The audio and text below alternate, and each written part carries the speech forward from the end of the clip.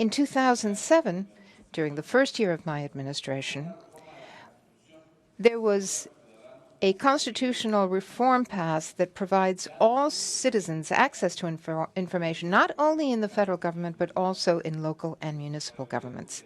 She's also the first woman to file suit against the government for the right to vote in municipal elections.